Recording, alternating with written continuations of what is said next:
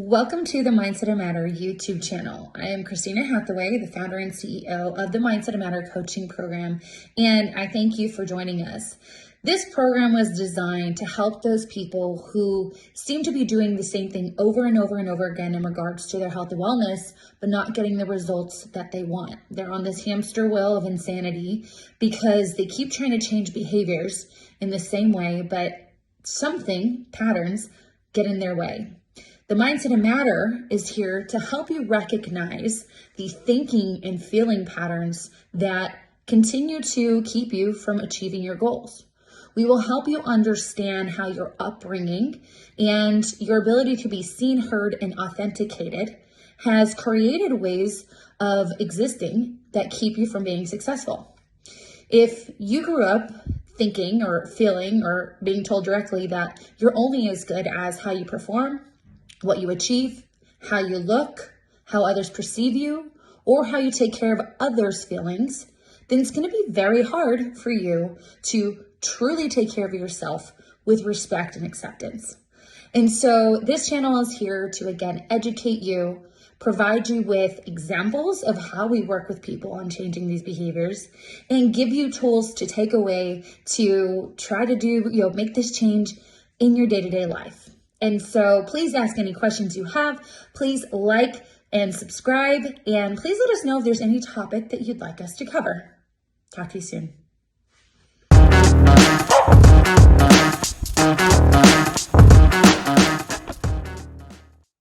So today we are welcome to our Thursday presentation, our Thursday webinar. Today we are discussing body image. And, our slogan for our company is what you say in your mind, you see in the mirror. And I wholeheartedly believe that because I've worked with hundreds of women all over the world, and not until we can recreate what's happening between their ears do they begin to recognize their progress in the mirror. I've prior to my work, and creating the Mindset Matter, I've worked with other coaches who their sole goal with their clients is to change their bodies, change your bodies, change your bodies. And they will do that. But because that person has such a poor relationship with their body, they tend to revert back because they punish their bodies, or they don't think they deserve it, or whatever it is. And so today, I'm going to walk you through not only how body image, negative body image, what it is, defining it, as well as kind of what it looks like. There's different types of body image. And then we're going to walk through kind of how it is established. And then we're going to talk about how to begin to recreate your relationship with your body. And so I hope that you all find this helpful. So we'll go ahead and get started. And as always, I'm Coach Christina Hathaway. I'm a licensed associate marriage and family therapist who has specialized training in body and food related diagnoses that includes eating disorders, body dysmorphia, and the like. I have dedicated my career with helping women recreate their relationships with their bodies and food, not just from a mental health perspective, but also from my certifications as a certified personal trainer, a certified nutrition coach, a certified women's coaching specialist, and a certified hormone specialist. And soon more things to come. I recognize in my clinical work that there are women like yourselves and the people watching this who have a poor relationship with their bodies. However, there is no place for them to go to process this relationship with the body. And so let me do one thing real quick. I want to mute my WhatsApp. So let me just get off that. Sorry, guys. And what I mean by that is when someone comes to when I was in clinical training as a therapist, that person had to have a certain intensity of struggle for them to be able to work with a clinician.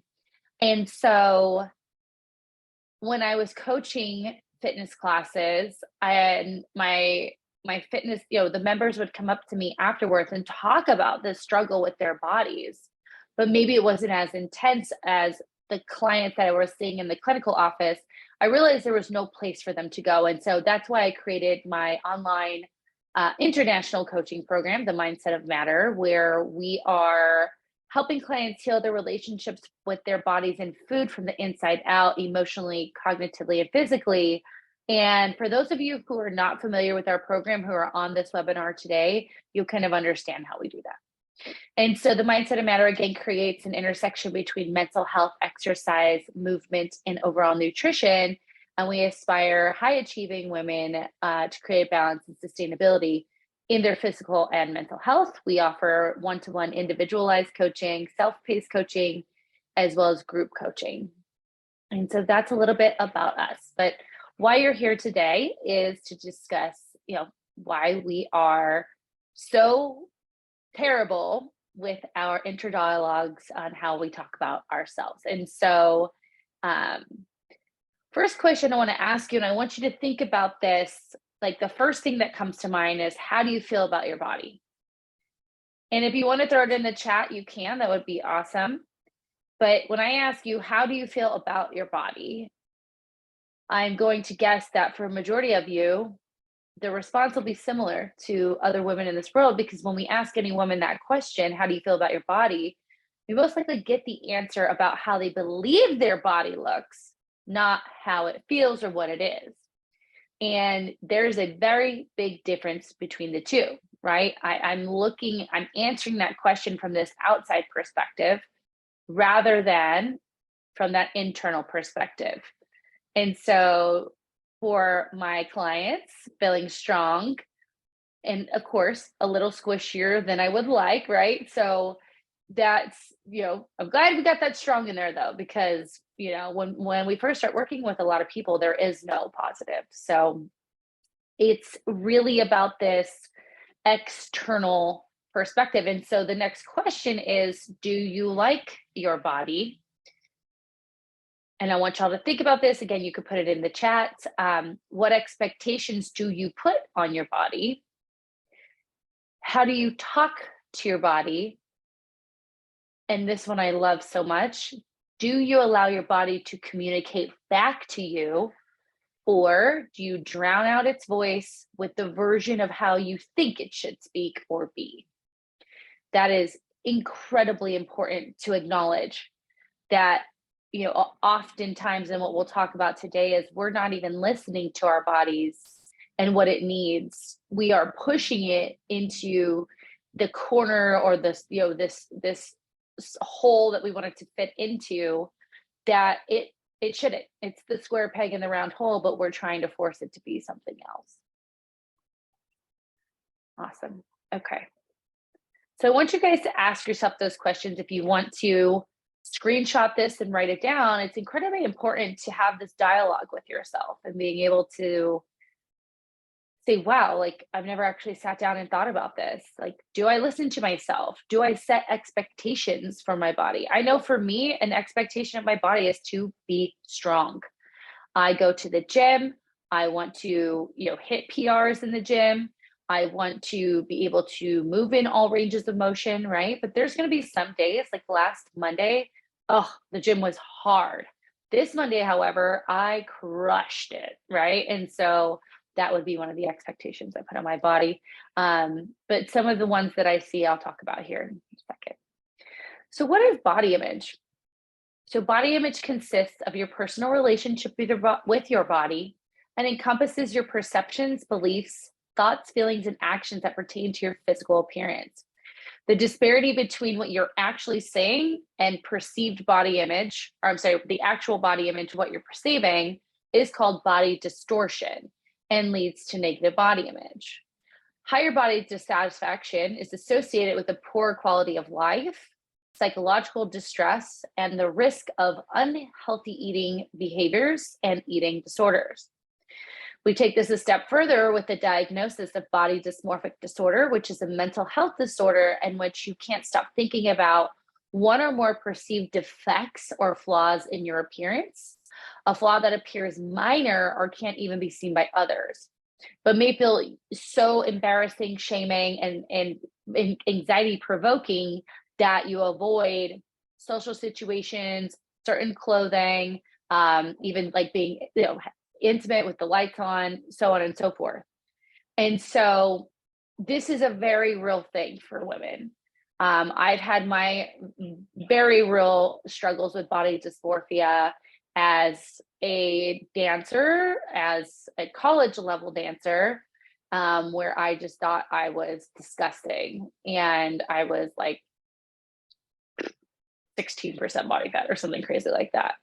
And I remember a girlfriend saying, like, I think that you struggle with this. And of course, I was a psychology major. So I was like, let me look into that. And so I want you to be thinking about that. Do you get fixated on a certain part of your body that even if the rest of your body looks fantastic or is strong or is functioning, you are fixated on that part? And for some of my clients on here, you do that, and we talk about that, and at least with our program, the nice thing is that we have that relationship of trust where you could say, yes, I look at, this is where I struggle, help, I want to get out of that brain.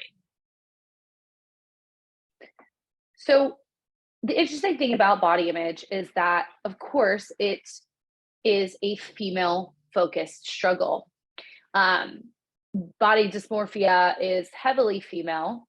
Body image and body dissatisfaction is mostly female. And if we think about that, it's because men are not judged by their bodies, and actually their financial selves are more likely to be judged than the way they look. We'll see the supermodel with the man with the beer belly because he's a millionaire, right? Like we even as women don't judge their bodies. Now, this is now becoming more of a male related struggle, with things like social media and gym gains and bro science. And so I just still want to acknowledge that it definitely affects men. But I want to talk about the specific body image struggles for women. And the biggest one for us is self-objectification. This is when we learn to view our bodies from an outside perspective as objects to be viewed and evaluated based upon appearance. And so objects, ornaments, right? Trophies, these are all words we've heard before. Another specific body image struggle is a definition called the male gaze. This is created by film theorist Laura Mulvey, known as the phenomena of women being represented in the media through the perspective of heterosexual men, in which they are sexualized and depicted as passive objects of male attraction and desire. The interesting thing about this is even today in social media, I don't follow these types of girls, but I sometimes get, they're on my feed. I don't know why. Even the fit girls, the fit spos that, like for me, like I said, like the things I post are like, look at this weight I just picked up, right? Because I think that's cool. Does my body look good for 40? Yeah, I would say so. But am I walking around like I just saw? I'm gonna call her out, Kelsey Wells. She's a huge fit spo girl, and her message was great. It was like I'm doing away with the I don't remember what she said, focusing on this and focusing on that. It was supposed to be really empowering, but the opening of the reel was her in a thong bikini. And I'm like, I mean, great. I'm glad you feel good in your thong bikini, but it touched too closely to that male gaze persona that it almost minimized an amazing message. And so social media has amplified this and also masked fitness as this thing where we're walking around with our asses out, or we need the pants with the things on the butts and the, up the crack. And yeah, I can't. Anywho, because of this, women have learned to perceive their body image from an outside perspective rather than from their internal reality. So your internal reality is your thoughts, your emotions, your somatic physical sense of self, your values, your morals, all of those things. But I bet you can't even think of what that might feel or be like unless you're working with me. because for so long you've listened to everyone else. So another specific body image struggle for women is normative discontent, the phenomenon that it's perfectly normal for women and girls to feel bad about their bodies most of the time. Can you imagine? That's a norm. Now, this next one is incredibly important because it's not as common as those last three. Digitized dysmorphia is a socially constructed condition that is enabled by digital technology. Yet it stems primarily from the cultural commodification of beauty and certain types of femininity. This is considered within the context of both collective and individual editing of the female body, your body, using digital technology to sculpt the body's image into virtual proportions based on society's imposed standard of unattainable, unrealistic, and specific types of feminine aesthetics. This is Photoshop. This is Facetune. This is taking a photo in the stretched position on your iPhone. You are creating a virtual image of yourself that is not, it's inaccurate of your actual self. And what you're doing is then looking at your phone and looking in the mirror, and they don't connect. And you're creating a body dysmorphia or a disconnect between your actual self and your digitized self. And this is a very, very real issue for people. I'm not gonna lie, I use filters. Like, I'm 40. I want to like smooth it out a little bit. But when I look in the mirror, I still like what I see. If it became an issue where I wanted to always look like my filter, then that would become a struggle or a problem. So we talked about kind of the specific types of messages. I want to talk about the specific types of negative body image. And I want you guys to be thinking about which ones you experience yourself. And if you guys have any questions, please let me know in the chat. And if you're on on the Facebook group, let me know that as well. I don't see any questions on there. So avoidant type of negative body image is when we avoid mirrors. We avoid buying new clothes. We cover up and hide body parts that we do not like. This is the girl on the beach with the big baggy shirts. This is the woman who never wears clothing that is form-fitting. This is the person who just wears the same thing because they're afraid to go shopping. One-sided body image is when you have a one-sided relationship with your body image and you're not listening to it when it's hungry because the goal is to be thinner, or you exercise through pain in an effort to change your body composition. And so this one I can definitely relate to, where I would just push through, even if I was injured, tired, not slept.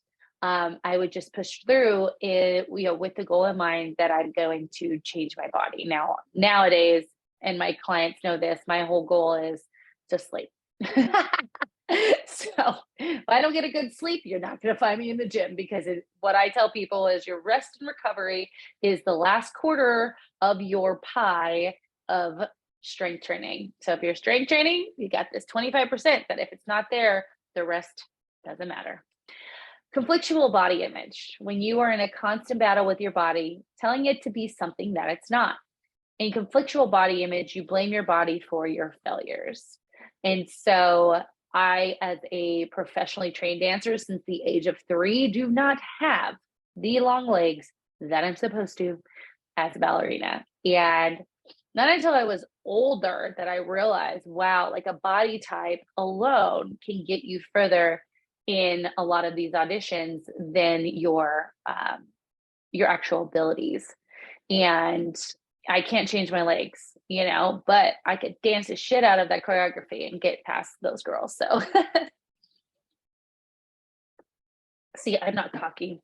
And then abusive, calling your body names, use vulgar or demanding language. You may self-harm physically through like cutting, or painful restriction. I'm supposed to say restriction. And so I personally will be very honest, I have struggled with all of these.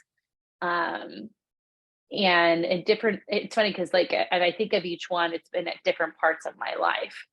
And, I will be honest, I've been very active my entire life and I've not been in a larger body. And so even to think that, it makes me almost feel bad for having experienced this, but it's, it's an attest to how toxic, the media and the messages are. And so I want you to be thinking about which ones have you experienced yourself. And the ways we avoid our bodies are things that we call body checking or mirror checking. So a body check is, frequently weighing.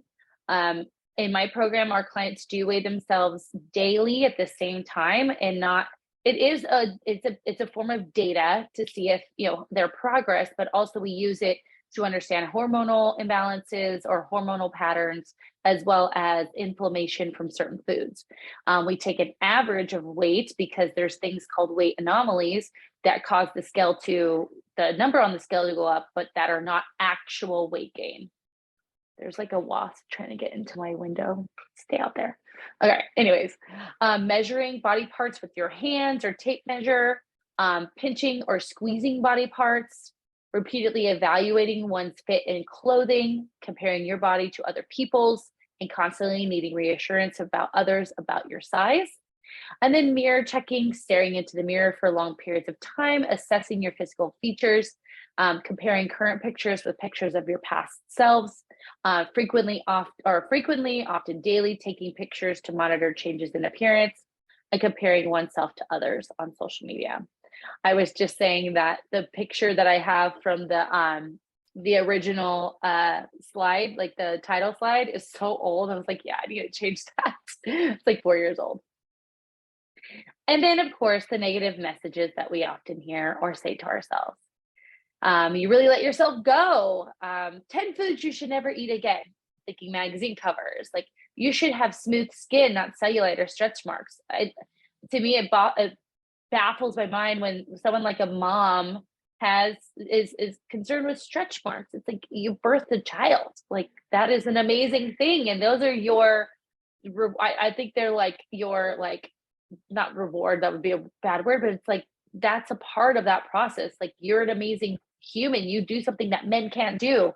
Like, love it, right? You should shave your legs. You should get your pre-baby body back. That one kills me too. Don't wear horizontal stripes. Be grateful for your whatever, someone will emphasize a feature. You need to go on a diet.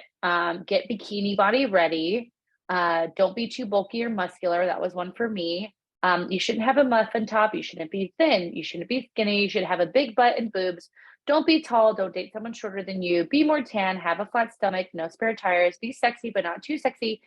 Drop the baby weight, and nothing tastes as good as skinny feels. And I could go on and on. The other one that I love is that when clients come up to me and they say, I want to have a flat stomach and I want to build my butt. I want to have a flat stomach, build my butt, and have a nice chest. Building your butt requires you to gain weight. That requires you to build muscle. That requires you to eat in maintenance. To see visible abs, that requires you to do the exact opposite. So totally different training, totally different programming. They can't be done at the same time. So that's another one that I hear. All right. So we've talked a lot about kind of the ins and outs of body image. I'm going to see if there's any questions. I think we're all good. So how do we even get here, right? You're probably wondering, like, how did this even happen to me? So this next part of the presentation comes from the book, More Than a Body. Your body is an instrument, not an ornament. I would highly suggest this book. It's a wonderful read, and it is a lot of what we teach in the Mindset of Matter. And the authors, they're twins, I believe. They did a really great job of putting it together. So this part of the presentation is a paraphrase from that book. So they believe that we all start on more than a body beach. As a child, you played on this beach. You were carefree, having fun. You're aware and unburdened by how you appeared. From the shore, you could see the vast sea of what we're going to call objectification, as well as people close to you swimming in that sea. But let's just start with that first part. Like, you were bending over, picking up sand, you're running around your little, swimsuit. Like, you had no cares in the world about what your body looked like. You were just carefree and having fun. But you're on this beach, and we're going to say that the sea is that sea of objectification. And we can see with our vision people in that ocean that we love, this ocean of objectification. Okay. So we may enter the ocean of objectification by putting our toe in it, or we may be swallowed up by it, which I'll talk about in a second. But we then enter into the sea of objectification through dipping your toe, right? So magazine, TV show, social media, getting pushed in, catcalling from men, bullying, negative messages about the body or your body or others' bodies from parents or family, or being swallowed by a tsunami through sexual abuse. And so you can see how there's different levels of, how traumatic, varying levels of trauma that can happen as children. And we would call the first two, maybe not the second one, but the first one a little t trauma, just that constant message. And number 2 and 3 could be little t or big T, right? Abuse, bullying could be abuse, and so on. And so the life experiences and social pressures that push us out of our life rafts, so these waves of both small and large feelings of objectification then create this feeling of self-doubt, shame, fear, and anxiety about our body. These big waves include facing unreal ideals in the media, aging, pregnancy, miscarriage, illness, bullying, criticism, betrayal, abuse, and violence. And so we are out there in the ocean, and just imagine you're on this life raft, right? Floating in the sea of objectification. But then you have these big waves and little waves throughout your upbringing. This isn't just in childhood, and women don't stop becoming body focused after a certain age. We experience these things until we're very much older. And so these waves that kind of bring us up and bring us down and contribute to these uncomfortable feelings in our bodies are things that we experience even as we age. And so I want you to be thinking about, what are some of your waves? For me, I think one of the things for me was definitely, I do have a history of some abuse. That was something I struggled with in my life, as well as issues with my reproductive system. And so while I never really wanted children, this feeling of like I can't have them was a little bit of a mind fuck, if you will. And if you don't know me, I cuss. So, those were definitely things that throughout my life I struggled with. And so thinking of yours as well. So the most common response to those waves of body image disruption is to numb out feelings of shame, pain, or embarrassment through various means. Unfortunately, once numbing wears off, the feelings of pains are stronger and deeper, causing a vicious cycle. And ways that we numb include eating to the point of pain.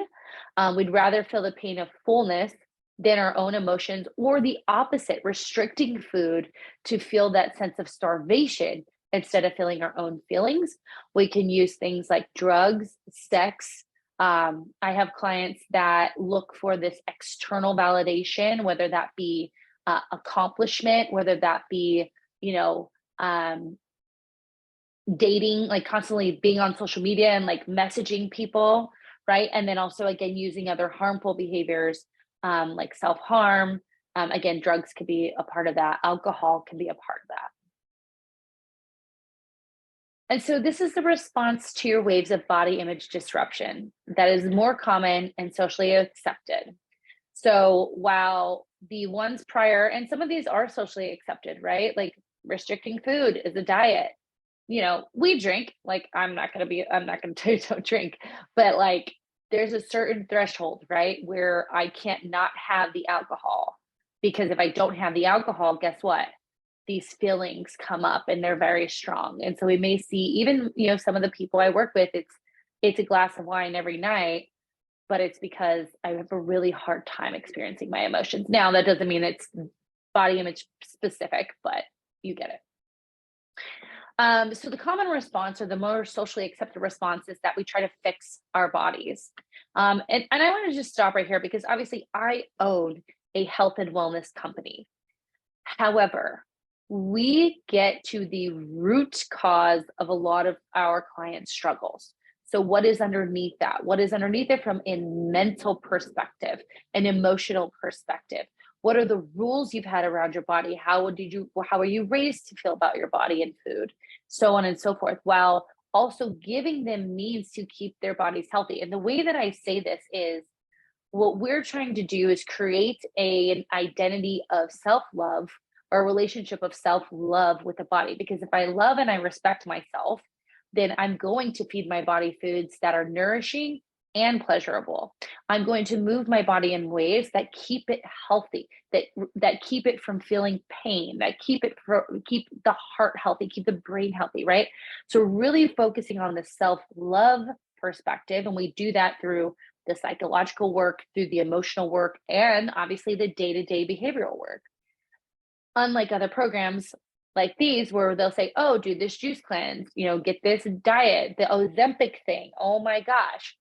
So yes, there's the Ozempic thing is an interesting thing because it does cause people to eat less, right? So, and jury's still out, and I don't know where I live on this jury, but it's not showing too many negative side effects, except if we're not dealing with this, you're just going to go back to where you were.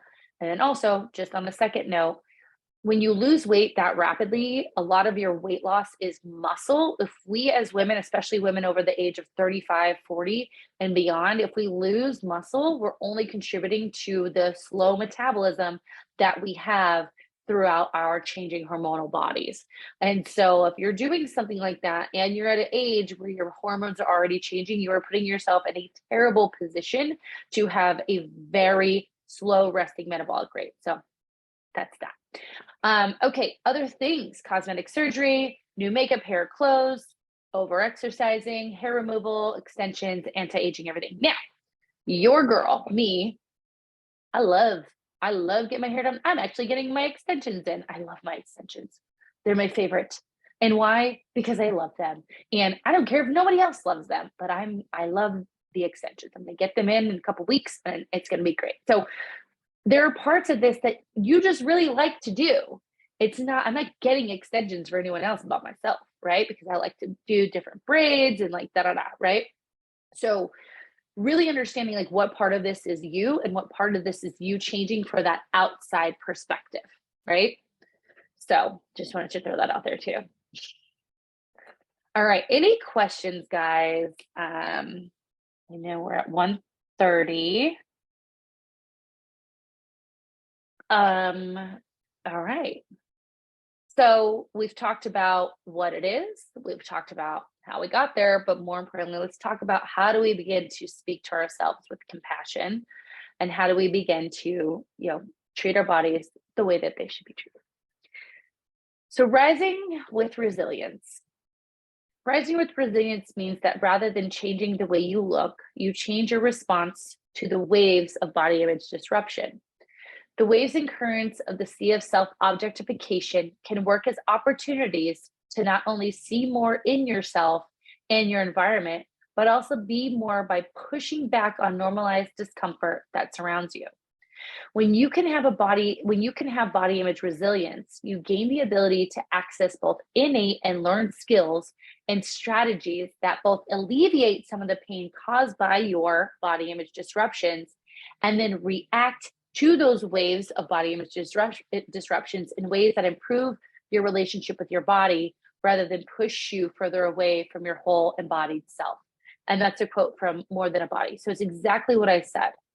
We are teaching people to come from this place of love and respect, and teaching them through education about how foods affect their bodies, how movement affects their bodies. And I'm just going to use one example. There's more times than not that I tell my clients to pull back. I tell them to do less because I know what pushing, over exercising, all of that does on a body, especially or specifically a 35-year-old mom of two who has a career, who has a partner, who has the PTA meetings too. And oh, my daughter has to be at cheerleading. I have all this cortisol of my body, right? I need to treat it in a way that is balanced. And so that is a big part of this rising with resilience. It's creating that relationship of respect, love, compassion, grace, and being able to pull on our strength. Now, these are the steps you guys can take. So you might want to write some of this down is check in with yourself. Like how many times do you guys actually ask your body, like, what's up? How you doing? I do this often. And I'll be honest, sometimes it's because I have an ache. I have a telltale sign that I'm stressed, and it's this trap muscle. Sometimes this one, mostly this one. And it gets so tight and hot. I'm like, oh shoot, gotta check in. But other times, like when I'm walking, I walk every single day. It's my favorite thing to do.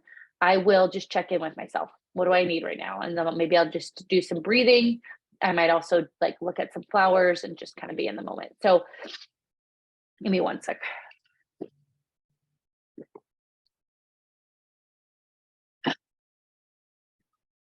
Okay. When experiencing discomfort, pain, or body image triggers, ask yourself the following.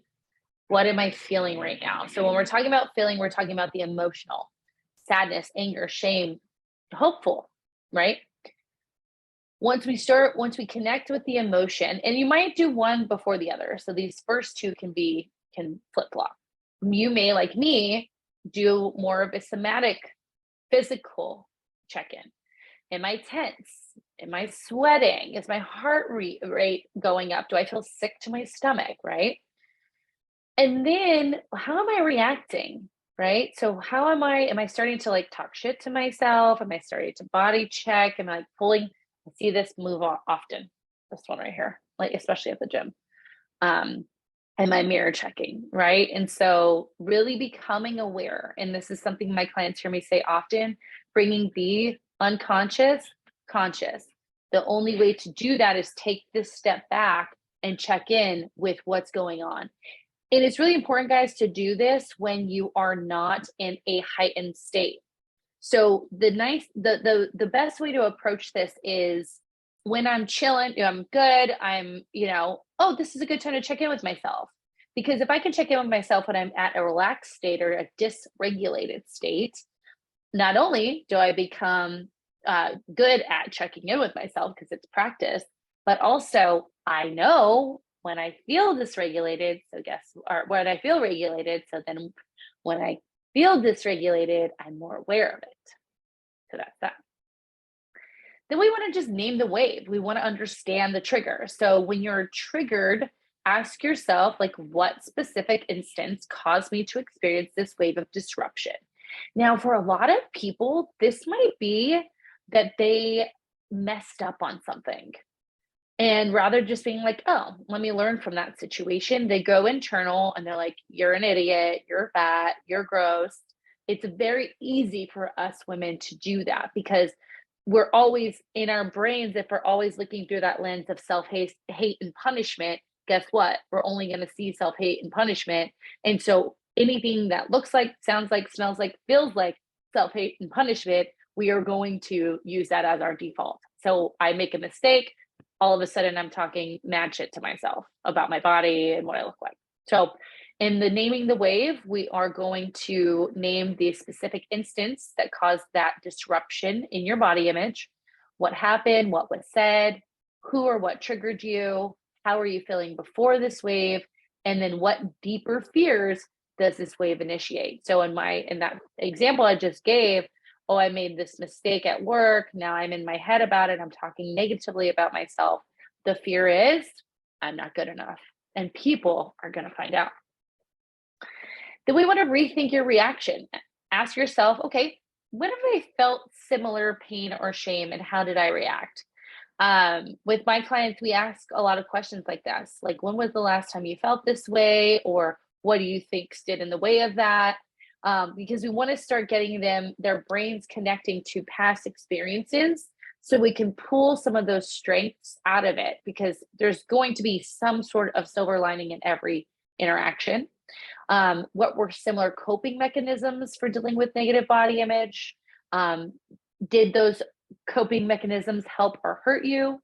What could you do differently? And do you have resources to respond to this disruption in a healthy way? That's the wonderful thing about the mindset of matter, is that we are so open and vulnerable about the mindset and the body image experience that our clients will reach out to our WhatsApp community and say, hey, this is how I'm feeling right now. I need some words of encouragement, or just one event, or whatever it is. And it's the most beautiful thing. It usually happens on the weekends when myself and my coaches aren't on our phones. And I come back and I'm like crying on Mondays because I'm like, you guys are so great. It's my favorite thing ever when someone can be vulnerable, ask for help or ask for an ear, and the community gives them a big hug. It's awesome. Okay, and then the next step is charting your course. If you feel like your responses to past ways have helped you, note how they served you and why they worked. If you feel your response hurt you, think about how you might respond differently and what is the new path you can choose. Then repeat this until it becomes comfortable. That's what we call a habit, right? And so just like that, checking in with yourself every day, every week, until it becomes so like it becomes subconscious. You are now creating it as a habit. Your brain is just doing it automatically. How you respond to body image, how you respond to certain triggers, the more you practice it, the better you're going to become at it. And I want to talk about this concept is getting really aware of your internal dialogue, or how you speak to yourself, is so important. Awareness is the most important thing. Understanding the science of neuroplasticity and the proof that we can change the thoughts we have about our bodies. We just have to be patient and consistent. I've said this before, it's not the first negative thought that counts, it's what you do with it. I also added this in here, like, just because we think something doesn't make it true. So I just want to touch on the concept of neuroplasticity. And for my clients, you've heard me say this many times. This negative body image experience that you have is you driving down this road, and you've driven down this road over and over again. It's one of those roads where you get to the end and you're like, was I even driving? How did I get here? But you're there, right? And you're in your head, you're in your shame, you're in your shit, and you just drive down the road, drive. It's so automatic. But you have this awareness, whether it's through a coach or just, I can't stay this way. I say oftentimes it's not discipline that gets people to me. It's, I can't, like, staying the same is worse than the discomfort of changing. And so maybe that's where you're at. So you're there and you say, okay, I've got to create a new road, but I'm in the middle of this field and my one road is there and that's clear as day. I can see the end, but I got to create a new road. And so you plow through that field and it's uncomfortable and it's rocky and there's debris. You got like corn. I always think cornfield. I don't know why. And you're just plowing it. And you get to the end, you're like, whew, that was tough. But it wasn't that road. Let's do it again. And you plow through, and then eventually it's not plowing through anymore. Eventually it's, look at me, I'm driving down my road, right? Oh, there's a little debris. Oh, that was a little weird. Right? And then eventually it is, I drive down that road and I get to the end and I'm like, oh, here I am at the end. That is neuroplasticity. That's the idea of recreating your thoughts around anything, in this case, body image. Now, important note here is, just because you created the new road doesn't mean the old road goes away. The old road is still available to you. It's just more overgrown. There's more debris on it. And it's a little bit harder to go down. But I tell my clients all the time, we're going to expect you to have these bouts of body image. I, as a body image specialist, still struggle with body image. And it's what I do with it. So it's that last sentence there is, what do I do with it that makes it, that makes the scenario still a form of progress in my recreating my relationship with my body. Okay, so how to do this through a weight loss journey. Okay, so again, we are all about coming from that place of self-love and self-respect. And if I, again, I'm just going to repeat it, if I love myself, I'm moving my body in ways that serve me. Um, so moving my body is in ways that serve me. So that means for my OBGYN client who just had to be waking up at 2 a.m. and go, to the hospital and birth a baby, not her, be on the other end. She's not going to work out that day. She's going to sleep, right? She may do some light stretching. She might get some fresh air, right? But then my client who is on 8, 9 hours of sleep, she's feeling really good. She's going to maybe go and do some strength training. She may, that's going to help her body. Um, Same goes with food, right? So there are foods that are highly pleasurable and highly nourishing. We want to eat the most of those foods. There's foods that are more nourishing but not as pleasurable. We're going to learn how to eat those foods in ways that make them more pleasurable. There are foods that are just pleasurable and not nourishing. We want to eat those foods, but in a way that serves our bodies, because a lot of those hyperpalatable foods are going to be foods that make our stomachs a little bit sour, right? And then there's foods that are not pleasurable and not nourishing, and we kind of just want to skip those foods because what's the point, right? So, sorry, I go on tangents. Okay, so going beyond weight loss and ideals and understanding your why. Like, why are you here? Exactly what I just said. Is staying the same harder than the discomfort of changing? And that's usually the point where people get to me. And then also looking at what other means of progress look like. I like to tell my clients the first month, you're just going to feel better. The second month, your clothes are going to fit better. You're going to be seeing gains in the gym. The third, fourth, fifth month is when we really start seeing progress. Working to learn about your hunger and fullness cues to reconnect with your body. And I want to put an asterisk there is we want to first do what I had already mentioned, checking in with yourself, reconnecting with your body that has nothing to do with hunger and fullness. Because in my experience, if you don't even listen to your thoughts or feelings, because you have more thoughts every day than you are hungry. You're hungry like maybe 4 or 5 times a day, if that. You have 20,000 thoughts every day. So that's the thing that is the thing that we have most of. Then let's use that. Let's practice it, right? So I like to just put that asterisk there because I've learned in my experience that we first have to connect people with just their internal experience. Then once they feel good about that, we can connect them to their hunger and fullness cues. Learn to recreate your relationship with food. So that kind of in everything that I mentioned, the nourishing versus pleasurable, that's actually a quadrant that I use with my clients. Learning health benefits of movement, talked about that. Reframing your mindset around your sense of self-worth, where it has nothing to do with anything external. I always say this, your worth is in your existence. That's it. You're a human being, not a human doer. Your existence on this planet means you're worthy. You're worthy. We're all worthy. We have the same amount of worthiness or worth. Worthiness, worth. And then relationship with movement and work beyond looking a certain way.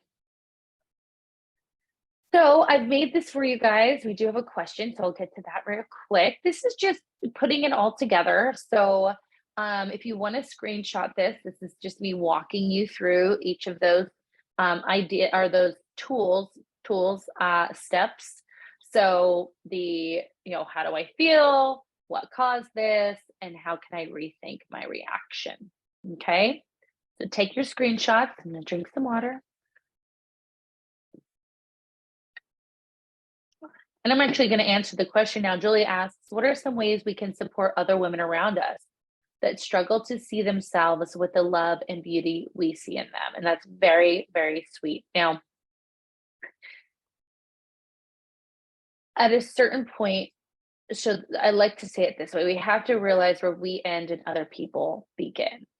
And while we can, in ourselves, be the example, right?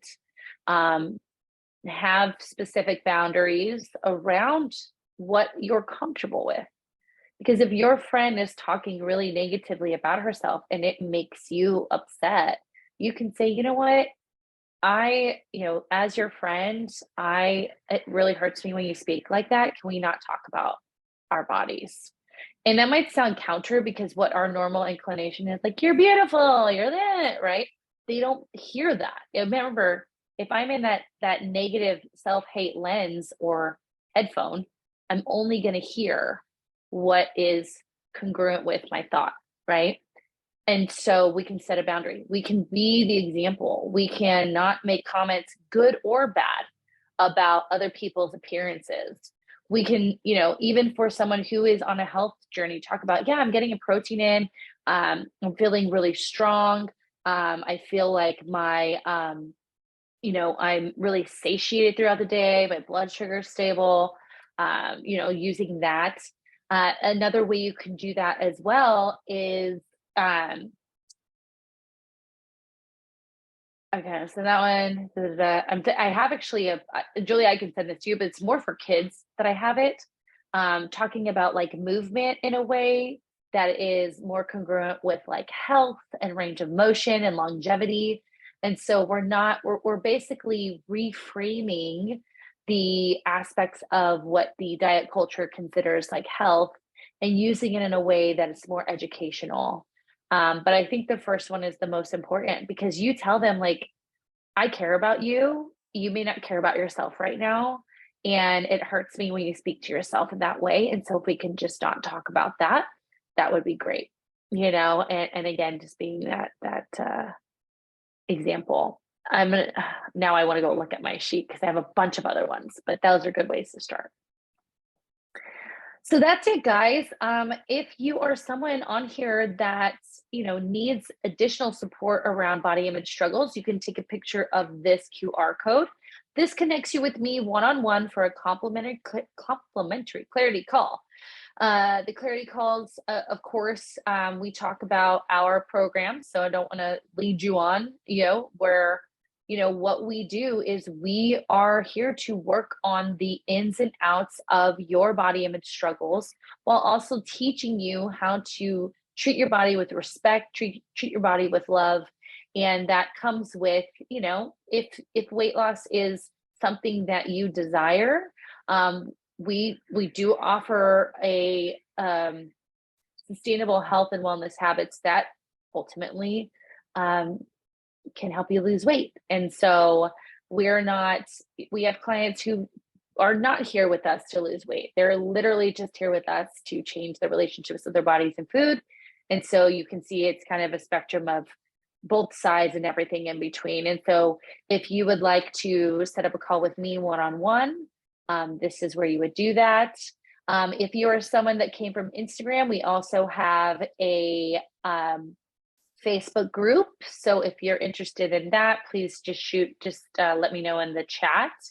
And I can connect you with that group. That group is where we do these webinars live, and then you kind of get access to the old webinars as well. But I will be posting them more frequently on Instagram. And so that's it. If you are watching this on replay on the Facebook group, you know the drill. Tag me with your questions and let me know. Just put hashtag replay, because I know when we talked about it this past week, a lot of you watched the replays, which make me happy. But other than that, if anyone else, I'll give you a chance. If you have any other questions, let me know. And oops, that's it. All right, y'all, have a great rest of your day. And next week, I do not know what we're talking about. So stay tuned. It's like every week. So stay tuned, and thank you for your time.